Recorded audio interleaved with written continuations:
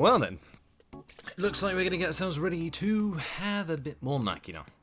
Goodness me, I know I'm prioritising some things over others, but hear me out, it's tough to try and get everything back on track and do uni at the same time, so I've kind of had to shortlist things, so apologies. Wait a minute, and welcome to Yuusha Anime, and welcome back to Grisaia no Katutsu, or the Fruit of Grisaia. Now we are back with a bit more Makina. This is now part 90, I think.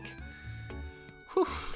Man, this is a big series. But anyway, we're going to continue on with this. Let's warm up the hands, because winter is now a bittersweet bit of coldness. And we shall continue. So guys, if you're ready, I sure as hell am probably not. Ikimashoka.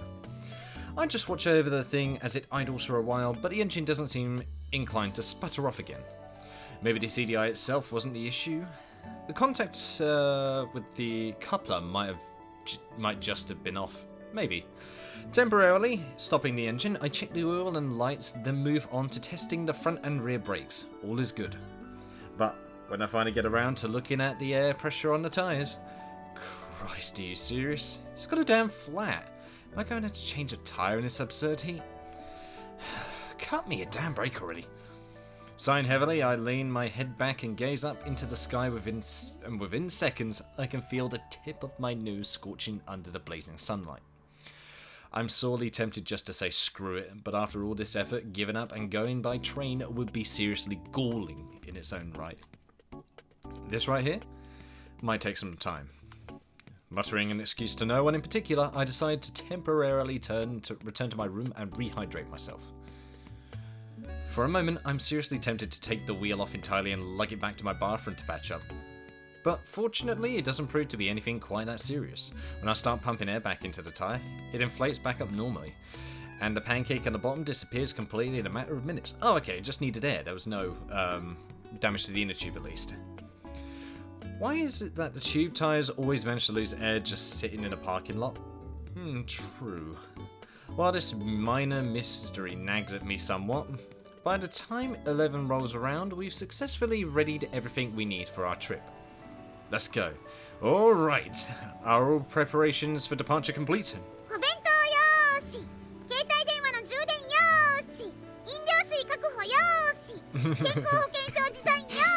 Yeah, you need your insurance cards.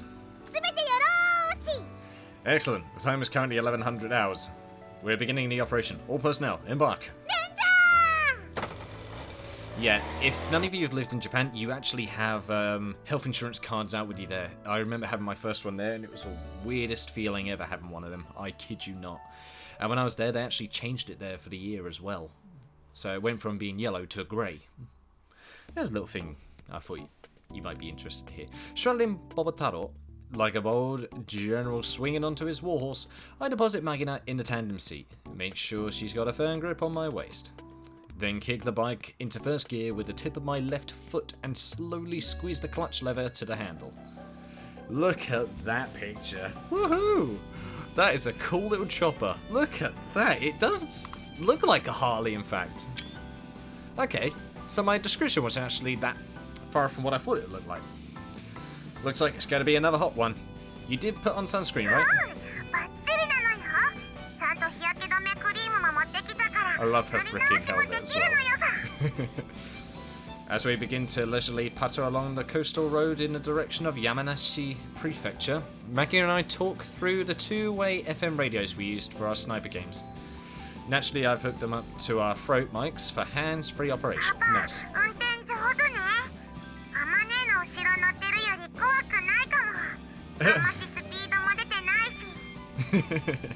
You think? I mean, what kind of idiot would start roaring around on a bike like this? That'd be Amine. That'd be Amine, hands down. If a tyre loses a little air, your levers will drag along the ground. A low centre of gravity is nice, but this is ridiculous. I've never driven a motorcycle this bizarrely low to the ground before, but just leisurely gliding along in the wake of the car ahead doesn't feel half bad. That said, I can't help thinking its overall lack of power and weak maneuverability is going to be an issue once we get on those steep mountain roads. Well, let's just take it slow and easy.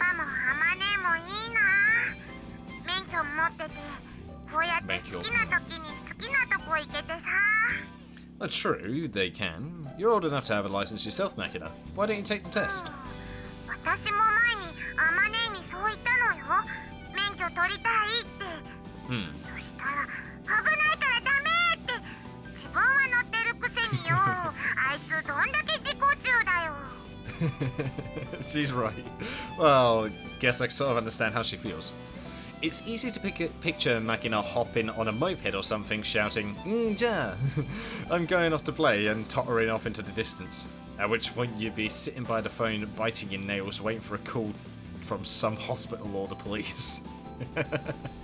But when you snatch away something from a child and tell them it's dangerous, they'll go to any lengths to play with it behind your back, yes. Personally, I feel like it's better just to let them learn under your strict supervision. But maybe that's a testosterone-infused way of looking at it. No, that's how I do it. 私にもこれ乗れるかな Let's see. The way you balance, turn and stop are all pretty similar to a bicycle. So I don't think it would be impossible for you to learn. But unlike Amane, you're short and have stubby legs. It might be a little tricky for you to get the hang of it right や now. っぱ無理 For starters, let's stick to practicing on your bicycle. Maybe next time we can try some Gymkhana in the parking lot at school. 何それ I don't know either. It's an ideal game for learning the most fundamental part of operating a two-wheel vehicle. Shifting your body weight while controlling the contact patch and load on your tyres so you compete for the best time on an obstacle course. Ah! なんか面白そうね You'll fall off constantly until you get used to it, you know? I know I ち did. なみにパパは初めてオートバイに乗ったのっていつ Probably 12. When I was 14 or so. Okay, never mind. I think. Drove around on a private land up in the mountains where I was living with my master. Right, she started me off by making me climb onto this full-size dirt bike she used to ride. My legs weren't even close to reaching the ground. So I'd had to reach up and squeeze the clutch with one foot on the gear shift and swing onto the seat only after the thing started moving. Getting it started wasn't a picnic, but stopping was just as much of a pain. I had a choice between decelerating as much as possible before jumping down onto the brake, or stopping myself manually with foot against some stone or tree. Looking back on it now, it's pretty impressive that I managed to ride the thing at どう all. だったやっぱり最初は怖かった I've been riding bicycles for a long time, so I don't remember being particularly scared. After all, I wasn't trying to pull any death-defying stunts compared to the terror I'd experienced previously. It probably didn't even register. Makes sense. Come to think of it, I didn't feel particularly afraid the first time I took my master's place in the field either. In the field? Even after finishing the job, returning home and completing my report? When she asked, were you scared, I honestly answered no. Hell, it almost felt like I had fun. But when night came and there was nothing left to do but take a bath and go to sleep, I found myself holding my... Wait. Wait, Jesus, I did not expect to read that. Holding my swing swang over the toilet bowl, completely unable to pee. To piss. A small twinge of doubt ran through me, and I finally noticed that my hands were shaking.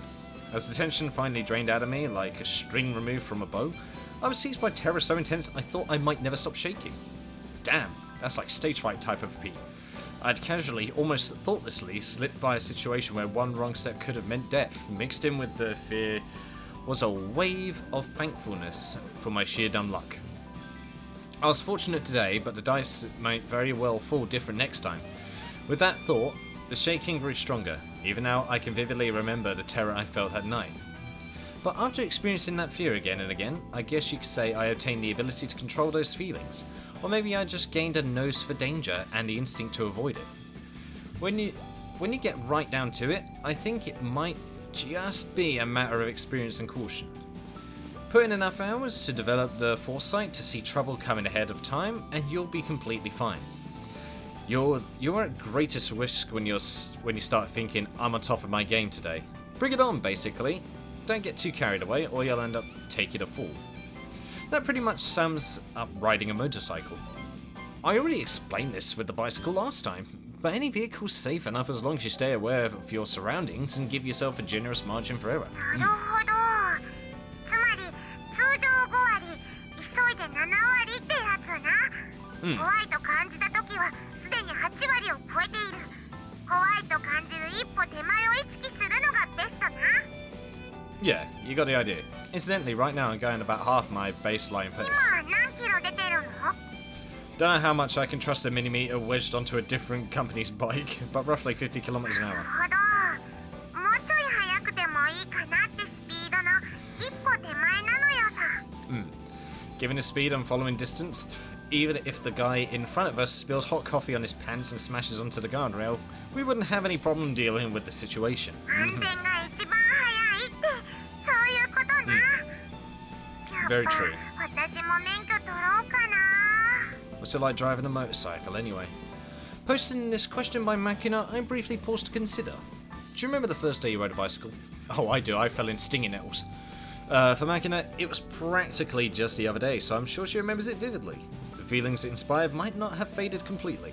I'm still terrible at riding a bike. I still can't do it very well. On the day you learned to ride a bike, the day you pedalled alone down an unfamiliar road for the first time, didn't it feel like the world had suddenly grown larger around you? Yeah? Yeah?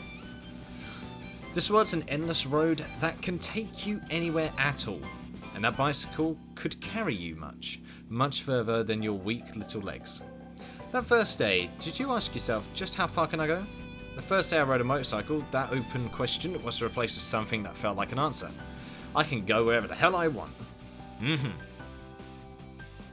Aha! We're in this little area. That's what a motorcycle is. You understand what I'm saying? わかんねえ。もうちっと簡単に説明して。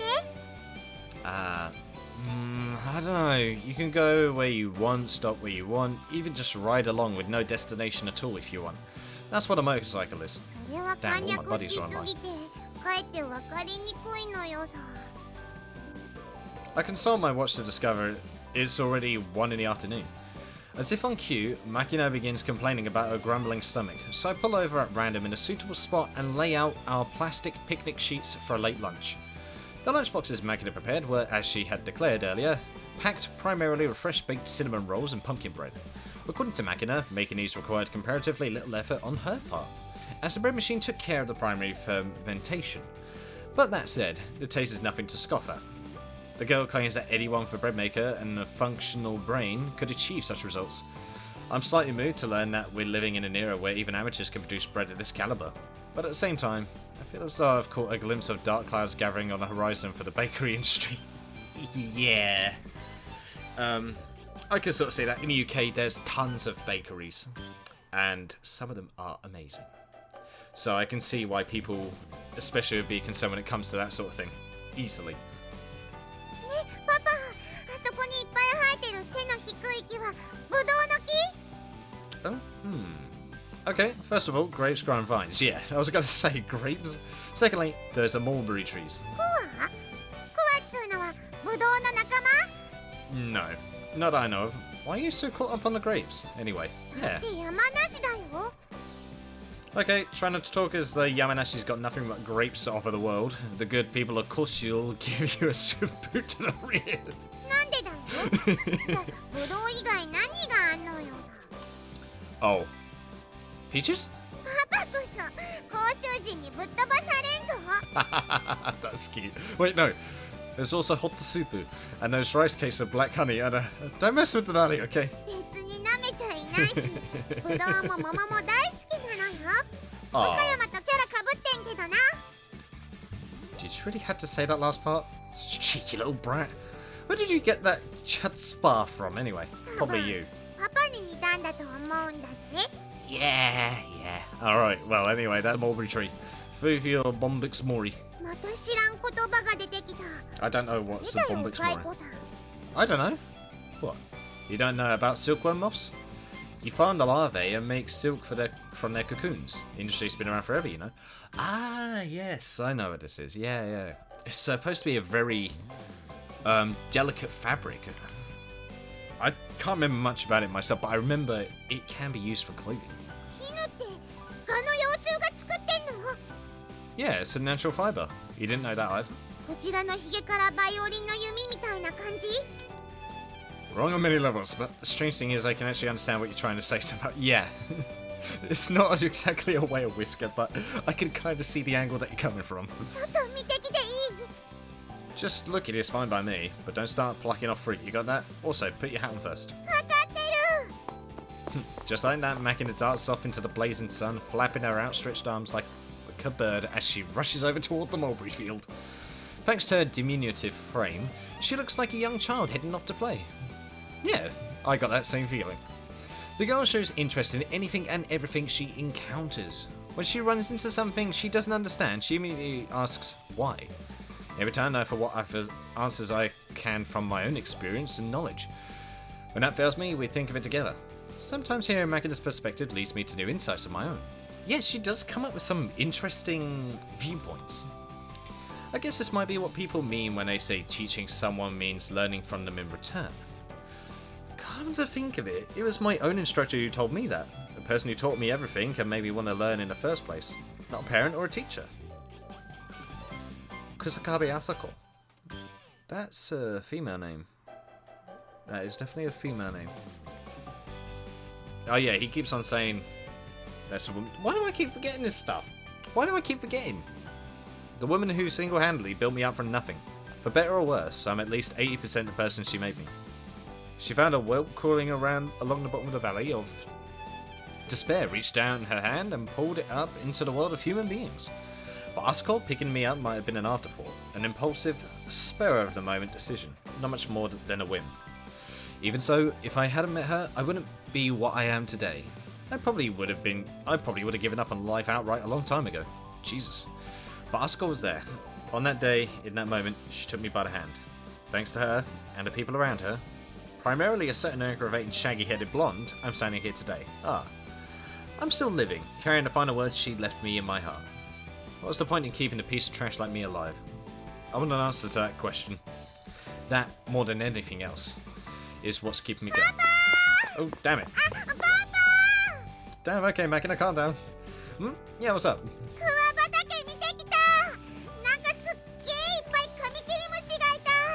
Oh no. What was that squelching sound? Hey, wait a second, what are you eating?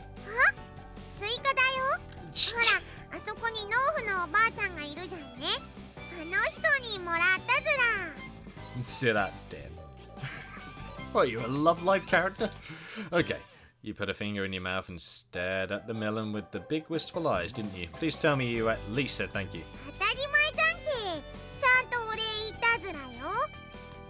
Eh? She's already picked up some weird snatches of Koshu dialect just from talking with the local review minutes. Yeah, Koshu dialect is, people think Kanseibe is interesting. Try Koshu a bit. It's different. The girl sure adapts quickly. Now maybe her brain's just pliable as a piece of putty? I stand beside Makina and bow deeply to the kind farmer. Alright then, seems like we're more than hydrated enough. I think it's time we got back on the road.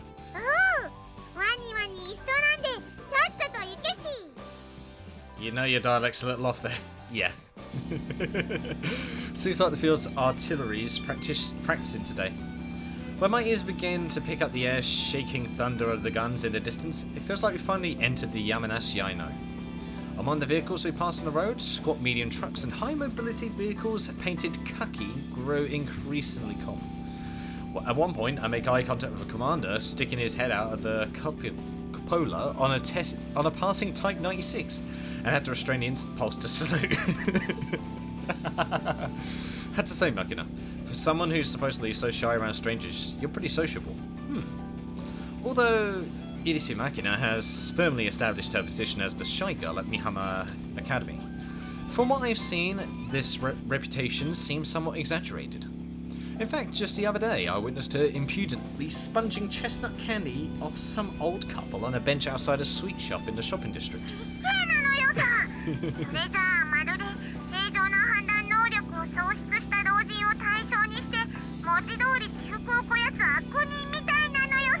I can believe that. Well, you know, you did in fact proceed to munch away at those chestnuts with a dopey look of bliss in your face. There might have been some snorting and snuffling involved.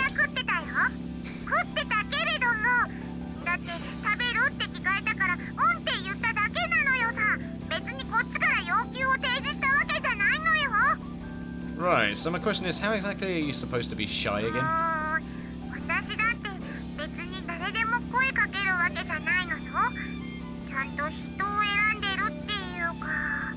Oh.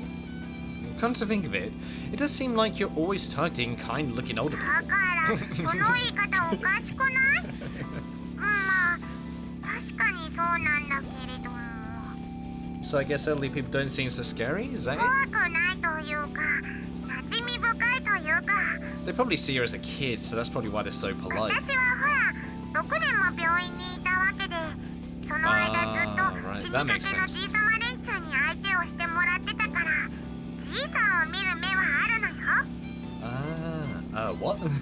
So what? Because she spent all that time surrounded by geezers, she never had the chance to pick up on the niceties of interacting with other people her age, making it awkward to approach them, I guess? この世の中には2種類の老人がいます。これまでの人生であまたの三冠をかみ、物事に動じない穏やかな老生を手に入れた老人と、Okay. 自分の経験してきたことが全てであり、その価値観や考えに反するものを悪と断じて恥じない頭の凝り固まった老人。人は前者を高校野と呼び、後者を老害というそうですが、何せ6年も病院にいたせいで、じじいの良し悪しを嗅ぎ分ける嗅覚には他の危険を許さないほどに卓越したものがあるとの自負があるのよさ。 I wonder if that's how she's got some war knowledge as well, because that would make sense since she's been around the old geezers as well. And considering if that was the case, then they would more than likely have knowledge about the war and artillery and that lot as well if they were fighting in the war. So that would make sense. I see. じい臭さじゃパパも相当なもんなのよ。私がパパに懐いた理由だって、なんかじじもさい人だなって思ったのがきっかけだったしな。 I mean, he kind of does have that feeling, I guess. Grandpa. Well, I do get you don't act much of a kid pretty frequently, but this is the first. なんつんだろ、じじむさいっていうか、妙に落ち着いてるし、自分の中にピンと一歩ぶれない筋が通ってるっていうか、何？武士？若武者？なんかそんな風に感じたのよさ。 Now that you mention it, there was this one time JB saw me repairing my tools on the weekend. Said, you look like a run-in making umbrellas. True enough, I've never disliked jobs that call for a steady accumulation of sober effort. But I can't say I was expecting a comparison of a masterless swordsman living utterly off his handicrafts. A lot of people had to do that in the run-in times when they no longer had a master to serve, so... About 2.5 hours have passed since our departure from the dorm. We've reached an area I know by sight. No longer even bothering to check the map, I doggedly ride up familiar mountain roads towards our destination. Path begins to narrow steadily, still paved, fortunately, but soon it's thin enough to deserve the description of farm road. If a car were to come in at the opposite direction, we wouldn't be able to pass each other by. Oh yeah. The good old country roads. That said, the odds of us running into the traffic are pretty much zero. At this point, all we have ahead of us is one lonely cell phone tower and an iron gate guarding the entrance to an obscure national forest. The only people we could possibly run into up here would be maintenance workers for the telecom company, or tourists who took a few wrong turns, I suppose. Bobataro labours up the final stretch of road, straining to carry his 2 passengers up the 15-degree slope, 26 at his worst points. Damn. That's rough. His tappets clack beneath us in a constant chorus of complaint. And finally, after passing 3 sets of faded signboards reading authorised personnel only beyond this point, set some 100 metres apart, the iron gate we're looking for comes into view. We're here, Makina. Makina spreads her legs wide open to push herself over the tandem seat, lowering herself to the ground in a less than refined fashion. No, I hope it's not bleeding. The girl rubs her tender rear through her skirt, twirling around like a dog chasing its own tail. But yeah, the vibrations can do that to you.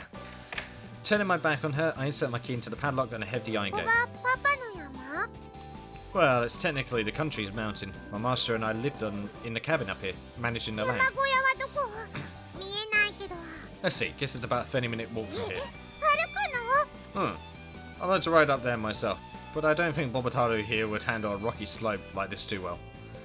Beyond the open gate, a coarse gravel road continues into the mountain, slanting sharply upward at a good 30 degrees or so. Jesus. Unless you're driving a 4-wheel drive Jeep or dirt bike with off-road tyres, getting a vehicle up this would be pretty tricky. Our man is Bobataro is a road bike, poorly suited to mountain trails to begin with. Yeah, don't want to break it. And given a ridiculous lowrider remodeling, it clearly gets belly stuck in the dirt before climbing 10 meters. もしかしてこんな急な坂道を30分も登るの？ Yep. No, it's only steep by the entrance. After 30 meters or so, the slope gets a lot more gentle. 仕方がない。軽いレジャー感覚で登るのよさ。Yeah, think of it like that. I kill Bobotaro's engine and sling Makina's rucksack over my left shoulder, leaving our friend sitting in the first gear in the middle of the road. The two of us step past the gate.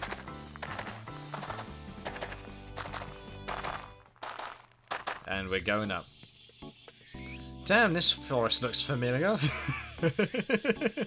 Things haven't changed much in my absence from the mountain. As always, the air's thick with the lusty cries of cicadas, but there's no sign of human presence.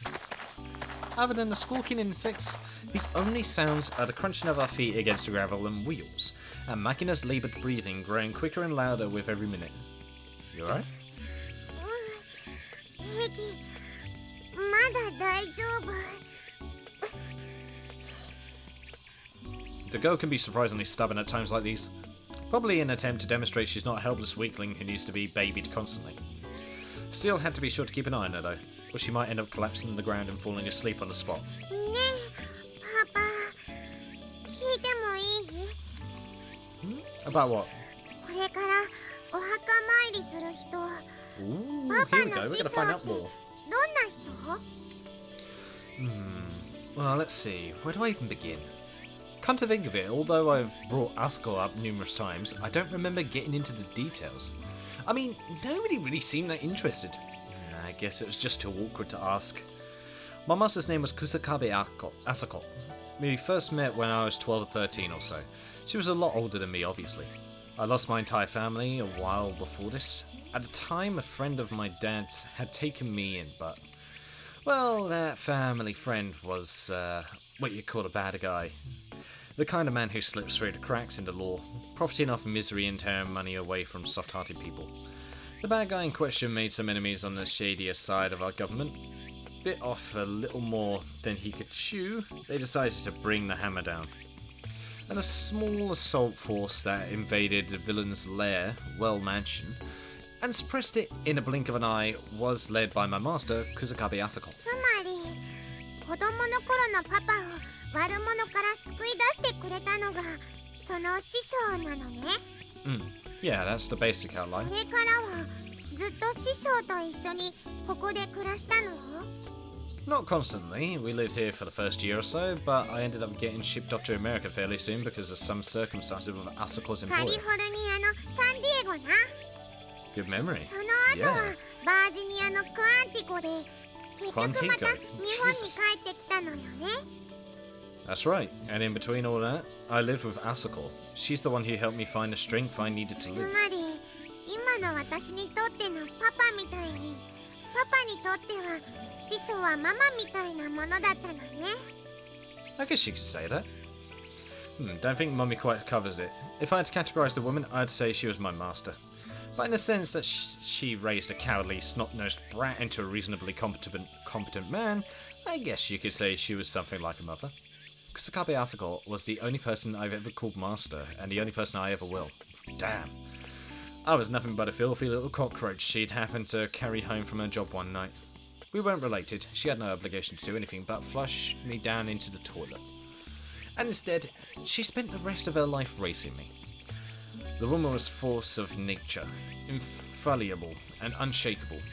Even if she's gone, Kusakabe Asako will always be the strongest woman in the world to me. Damn. Just as I estimated, after about 30 minutes trudging up the mountain, the forest around us begins to thin, and the rough dirt trail grows gentle and slow. Forgive me at the moment, my throat is going. I've been recording for a little while today. 2 days in a row, 6 videos, goddamn.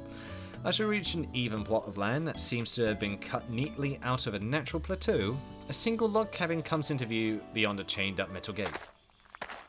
Hey, now that's a nice little reserved house. Alright, Makina, we're here. 疲れた。 I love this piece of soundtrack every time I hear it. Hey, listen to ここが that. パパの実家？ I grew up in... Well, I guess you could say that. Yeah, this is the house where I was raised. It's only been 2 months or so since I left, but the cabin's already under siege by thick wild grasses. The sight inspires a small twinge of melancholy. I'm tempted to start attacking those weeds right away, but I guess we should go in and rest for a while first.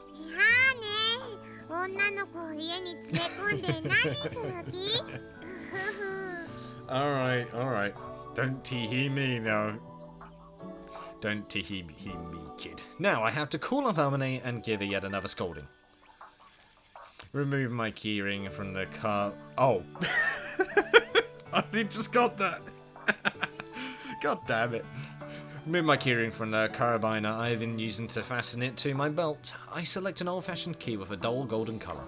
Push it into the equally old-fashioned keyhole on the oil-finished teakwood door and give it one rotation to the left.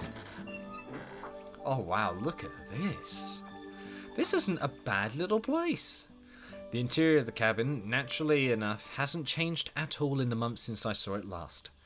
Even after I left, I'm pretty confident JB kept up that melodramatic habit of dropping by for a solitary drink in memory of the departed.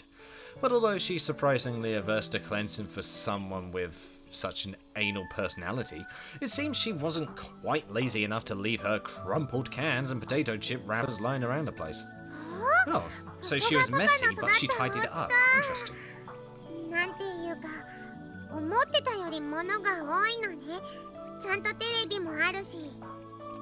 Well, it's not like I was living on my own. Only partially paying attention to the conversation, I wander over to the fridge and reach for the handle. Still cold. Guess the electricity's still flowing. Want something to drink? Might have been a hasty offer. Nothing but beer and smoked cheese. Naturally enough, I emptied out the fridge before leaving this cabin behind. What little we do have is clearly just leftovers from JB's visits. Okay, yeah, they did say she comes back and forth. Other than the booze and snacks, there's also 3 bottles of my favourite eye drops sitting on a lower shelf. Probably the woman's attempt at a thoughtful gesture, in case it decided to return at some point. Aww. I retrieve 1 bottle of eye drops from the fridge and glance over at Makina. Hey Makina. Huh? Catch. Oh! Megusuri. A sniper's eyes are their life. Give that stuff a try. If you apply some to both eyes 30 minutes before shooting and stretch your ocular muscles, your focusing speed changes pretty dramatically. Damn! Gazing curiously at the bottle in her hand, Makina carefully breaks the seal, then leans her head back with mouth slightly ajar to apply the drops. 1 drop per eye is plenty, no need to blink too much. Either give it a second and start slowly moving your eyes in the figure 8s. Oh god! As her eyeballs began to move back and forth underneath her eyelids, Makina's upper body sways along with them. Slowly open your eyes, alternate between looking at something nearby and something far away. Helps get your focus in properly.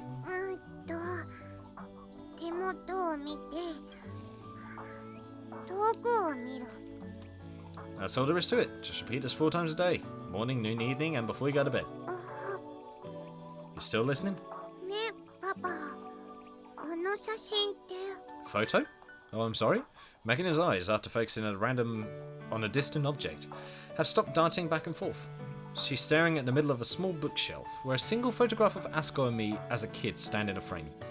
When I left this cabin behind, I deliberately flipped it face down in an attempt at symbolic closure, but now it's been returned to its original position. JB put it up. Damn it, JB. Mind your own business. Yeah, that's right. I reach out and take the frame from the bookshelf. This is the one and only photograph of Asuko remaining in this world. Damn. It was taken not long after she first took me in, the day she dragged me off to a zoo in Ueno, and what seemed like a whim. Not really a photograph I want to show off, but I'll pass over the frame to Makina, who proceeds to intently contemplate the photo inside. Asuko glowers at the camera, eyebrows furrowed in clear irritation. At her side, a younger me stares coldly at nothing in particular, eyes clouded but glittering with a venomous sheen. I've got a pretty awful look at my face, right? At the time, I was just completely empty. Didn't give a damn about anything or anyone. Pretty much just a dead kid that forgot to stop breathing. I guess Asuko got so fed up watching me that she decided to try her hand at babysitting. Not exactly a field of expertise, you understand? 何かあったの? Ooh. It's a long story, but the abbreviated version is that my whole family died and I was deeply involved in their deaths. I was responsible, so I couldn't just push the blame on someone else. That self-loathing was probably just too much for me to deal with. Wrapped myself up in a shell instead. But thanks to Asuko, I managed to get back on my feet somehow. She gave me, if not a reason to live, then at least an excuse not to die. I might seem almost too vigorous these days, but if I hadn't met Asuko, if Asuko hadn't taken me in, I might well have died a long time ago. 命の恩人? Onjin da na. Yep, she went and died before I had the chance to repay the debt. Unbelievable, right? 悲しいね. That's not how I felt about it, actually. I didn't really mourn when Asuko passed. I'd been prepared for the possibility she might die at any time, but for some reason I still had a hard time believing she was actually gone. An actual connection that made him think twice. Damn. Guess there was a part of me that couldn't accept that monster of a woman was really dead. If there was one word that described Asuko, it was ridiculous, not a shred of common sense in her body. She was a bull of a woman, and the world was her personal china shop. And to me, she was something like a god, or a devil, maybe both. 悪鬼とか神とか、なんかとにかくすごい人だったのね。 She cared for you, scolded you and everything. Okay, here's the story. This actually happened the same day that picture was taken. I was just sitting around, wallowing in self-hatred, holding a private pity party, honestly. As if that was going to make up for anything. All of a sudden, Asuko grabs me by the hand and drags me off to the zoo. She showed me all these animals I'd never seen before. Elephants, giraffes, zebras, the whole deal. Probably hoping to get at least some minor sign of interest out of me. Well, I was really acting like a brat back then. I mean, I actually was a brat, but still. I kept myself inside that shell, not even twitching an eyebrow at anything she showed me. And I guess that attitude got Asuko pretty irritable after a while. So the two of us are just standing there staring at the lions in complete silence. When all of a sudden this one big guy opens his mouth wide and tries to scare us off with a giant roar. The next thing I know, Asuko's bellowing, "Shut the hell up, don't go at me, arsehole, I'll fucking kill you."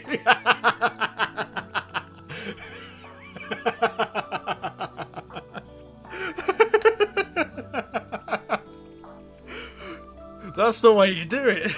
So yeah, she was the sort of person who'd get into a shouting contest with the king of the beasts and win. It was nuts.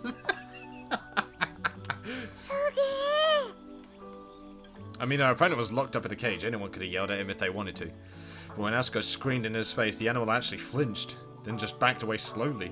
You should have seen the look on his face. So there I was, gawking up at her with my eyes wide open, thinking this woman's a complete lunatic. When I noticed that I was smiling. Guess that was the moment when I started slowly regaining halfway normal emotions. そのおかげで私もパパと出会えたんだから、私も感謝するべきだよね。I just had a thought that when she was mentioning something about like taking a girl to a house all by themselves, I was thinking, oh god, love shack. Yeah. Bad joke. Well, I don't know about that. Who says meeting me was really a good thing? Hard to know for sure yet, don't you think? そうかもしんないけどさ、でも少なくとも私の人生に一番大きく影響しているのってパパなんじゃないかな。When you put it like that, I feel a little weight on my shoulders. Hey Asuko, I feel the same way as Makina. I remember what you said to me just before you died. Sorry Yuji, I'm a big mouth about teaching you how to live, but training you to do an ugly job in the shadows was the best I could manage. Maybe so, but I'm still grateful to you.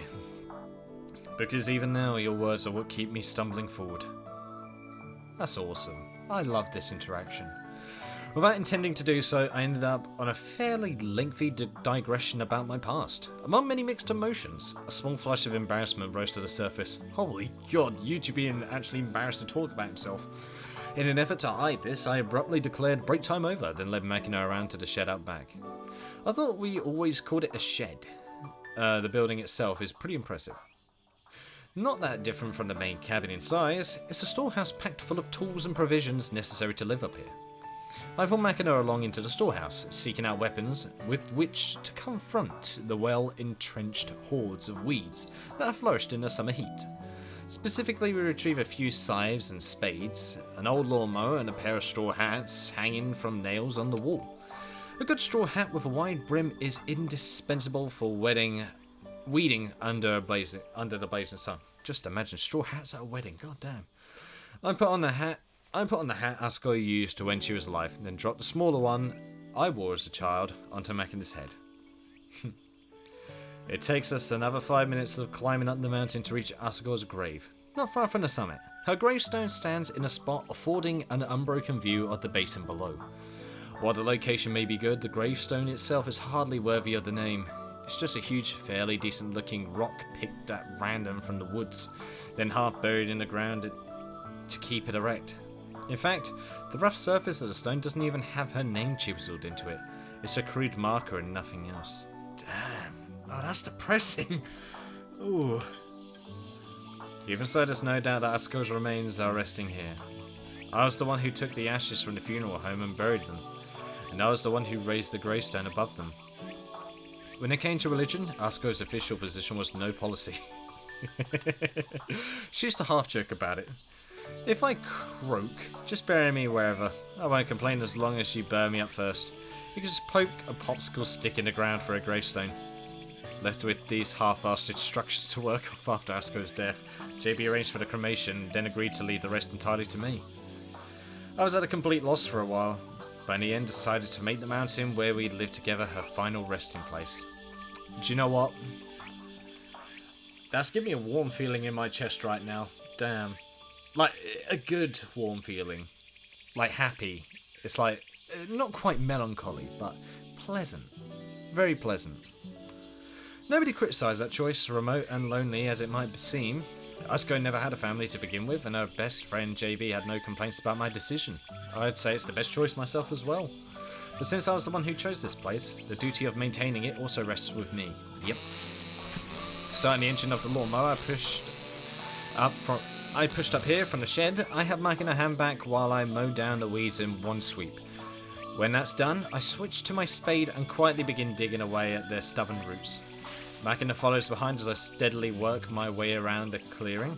As I hack down the weeds and pull them out of the earth, she picks them up and collects them in heavy-duty trash bags. It's ridiculously hot, dirty, and monotonous work, but not a fun job in any way, shape or form.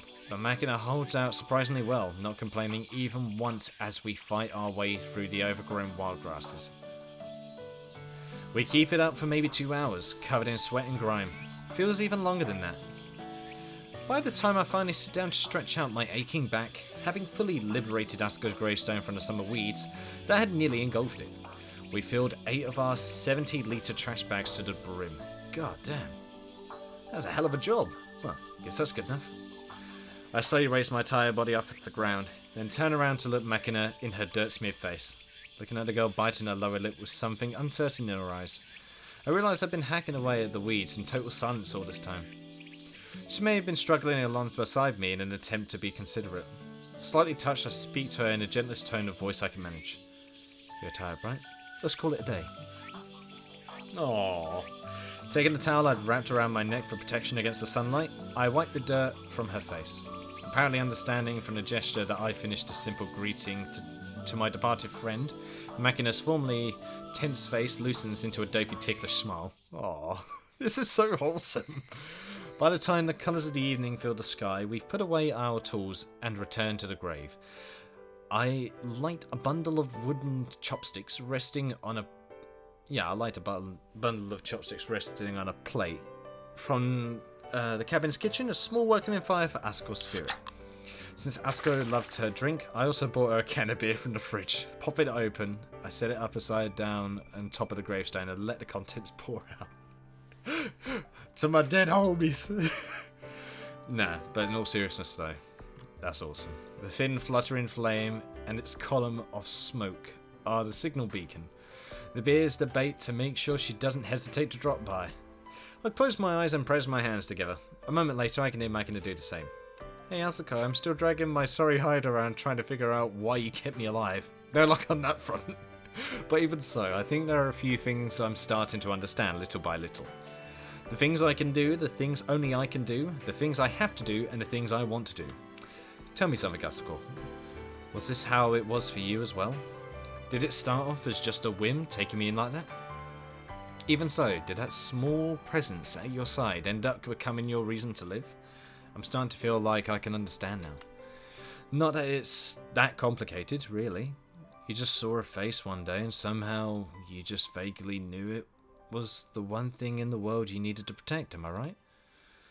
All of a sudden you're telling yourself, oh, now I get it. Maybe I've been living all this time so I could be here for this. To protect this one thing. This is Irisu Makina. I speak out loud to the wavering flame, introducing Makina to Asuko's grave. See? Look at that. I found something I want to protect as well. Hey. Just as you had your doubts back then, I don't know yet if I'm making the right decisions. And I understand that things never go as smoothly as planned. Amane and I, currently playing the roles of Mummy and Daddy, probably do possess broader experience and knowledge than Makina. And we like to think that we understand her to some degree. But even so, I can't say with any confidence that the well-intentioned advice we give her is necessarily worthwhile. In separating the right from the wrong, there's only one decision that won't lead to regret. The one Makina makes herself. Right now, she says she wants to be a baker or a sniper, but whatever road she chooses to follow, the decision ultimately has to be up to her. You told me something about this once, right? If you want to choose the better path, listen carefully to the people who've walked the trail before you. As many of them as you can find. Fortunately enough, Makina is still very young. She'll have the chance to hear many people's thoughts, and I think she should actively seek them out. There's a limit to the amount of information any one human being can directly obtain. Don't get caught up with the things in front of your nose. Keep trying for the big picture perspective and you won't go wrong too often. Right, Asuko? Hey, Makina, want to say a little something to Asuko as well? Still clasping her hands together and keeping her eyes shut, Makina quietly opens her mouth to speak. If it wasn't for you, I don't think Papa and I would have met, so thank you. Aw, Makina's softly mumbled words hit me harder than I expected. Yeah, that got me! Jesus! Damn! Asuko, you moved on and left me behind. You did enough. You accomplished the job you were here to do. That's why you were allowed to die. I haven't earned that right yet, but I'll get that someday. I know I will. Think you can wait for me until then? The gravestone offers no reply to my silent question. I know perfectly well that this entire ceremony is nothing but a way for those left behind to find something like comfort, but I can still feel heat spreading behind my eyelids. Oh, wow. What a way to phrase it. Oh, wow. Alright, I'm hungry. Want to eat? Taking a plate in one hand as our small fire begins to gutter out, then seizing Makina's small hand in the other, I set off down the rough trail leading back to the cabin.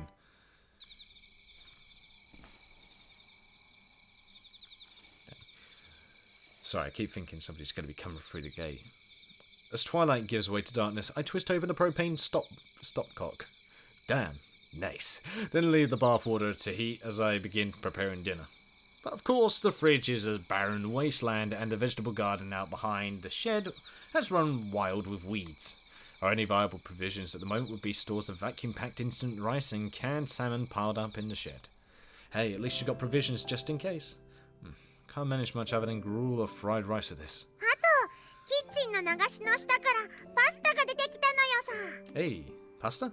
Ah, those are actually straight ramen noodles. Completely forgot we had the stuff. The packages Makina misidentified as pasta contained long strands of dried instant ramen noodles. Ah, she forgot it. She thought it was spaghetti. Okay. We used to have these stashed all over the place, and the Hakata pork bones flavour, in particular, was one of Asuko's favourite foods. After a few beers, she'd almost always devour a bowl of ramen, heaping with vegetables. That brings me back. Asuko used to make these for me all the time when she got drunk. Normally you're supposed to boil these for 3 minutes, but Asuko opted for 60 seconds stir fry in a pan. The mad lady. She'd focus mainly on eating the toppings, picking out a well-simmered noodle only every once in a while. Makina, you haven't tried these before, have you? Want to have some? That said, we've got nothing in the way of toppings. Can't hope to imitate that Asco-style tower of fried bean sprouts and cabbage doused in vegetable oil. Fortunately enough, we do discover dried chives and roasted sesame seeds under the sink. Nice! If not red pickles, ginger, or strips of pork. Yeah, mate. Chris been back? No, nobody's been back yet. Fucking hell. I know, right? Fags. Huh? Things like fags in his house. Well, you're the one who do cigarettes. I don't smoke cigarettes though. I know, but yeah, you do have them. Anyway, I'm nearly finished, so don't mind me for a minute. Fortunately enough, we do discover dried oh yeah, I already read that. It's a little more than plain ramen. But in combination with the fried rice, we've at least got a somewhat respectable looking meal on our table 15 minutes later. Rather than dinner, it does seem a little more like an oversized midnight snack. But perhaps owing to Harmony's strong anti-instant ideological leanings, Makina seems to find some novelty value in the meal. She gobbles down the ramen in the blink of an eye, repeatedly yelping, "Delicious!" God damn it. By the time we finish with a somewhat rough supper, the hour hand on the clocks turned past 8. Returning to Mihama this hour would be far too troublesome, and more than anything else, I'm concerned about the danger Makina might fall asleep in the back seat and slip right off. All things considered, it would clearly be best to set up camp in a cabin for the night, then make our way back tomorrow morning. Yeah, that seems like the most viable option. Her belly full, Makina has already begun to mumble incoherently on the verge of sleep. I haul her to her feet and unceremoniously, for God's sake. Oh boy, not reading that out loud. Then launch her into the bath with a kick in the rear, tossing her dirty outfit into the beat-up old washer-dryer just outside the bathroom door. Get in there! You still awake in there?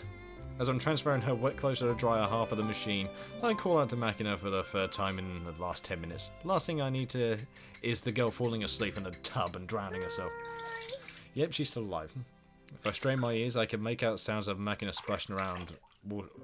Splashing around. No. As well as her cheerful rendition of Tuna Fish Man, Maguro Man. Maguro Man's theme song, which mainly involves yowling Maguro Man, fighting for justice repeatedly in a jumble of English and Japanese. But seriously, is that ghastly human tuna hybrid really supposed to be a superhero? I don't know.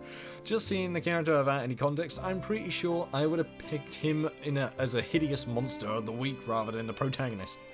Then again, the world's a place of constant change. Maybe the children of the world have acquired a taste for the avant-garde in their Saturday morning entertainment. Either way, it seems I still got a lot to learn. When Makina gets out of the bath, I wrap a white towel snugly around her waist and twist it back and forth until her hair's dry. Then slip an old Oxford shirt from my days as a student in America onto her as a temporary substitute for her clothes. Naked except for a long-sleeved man's dress shirt, several sizes too large, Makina begins loosely bending her waist back and forth like a patient suffering amoebic dysentery. Jesus.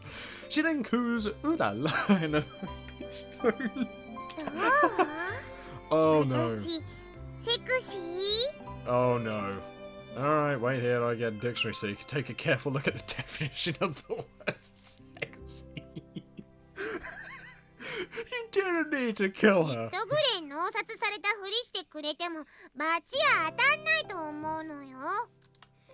Whatever my faults, I pride myself on my sincerity towards women. He still holds that. For a bath, Makina's eyelids seem to have grown about as heavy as lead, but the hot water seems to have given her something of a second wind. It takes a little doing to get her crammed into bed. Although she nods off easily enough in the middle of the day, the girl also has a habit of refusing to fall asleep when you actually want her to. Normally I could leave this to Harmony, but that's obviously not an option today. Just suddenly put her to sleep, just get that bit behind her neck, just make her fall asleep. Fortunately, no matter how much Makina grumbles about not being sleepy yet, when I forcibly scoop her up, she's always ceases to struggle and wraps her arms around my neck. Basically, the girl's just scared of going to bed alone. After that, it's a simple matter of depositing her in the bed and holding her hands for the 30 minutes or so until she falls asleep in earnest. When I lift Makina's small body in my arms, I'm struck by the scent of a familiar shampoo, mingling with the subtly feminine smell of her skin. It reminds me so strongly of Asuko that I actually start a little in surprise. Damn. Nope, this is where we are going to Save end it Sua. for now. I think this is a great place to end this episode off on. I know some of you are like, no, continue, but unfortunately I have run out of time, and also family's back, so now I had to be polite. I no longer am by myself. I had to stick by the rules, so that'll be all from me for today, guys. So thank you guys so much for watching. I hope you guys enjoyed. Leave a like if you did, subscribe if you want any more from me, and I shall see you in the next video. So, guys, I will most certainly see you next time. Oh man, I'm getting concerned about that Sprite though. I am fearful.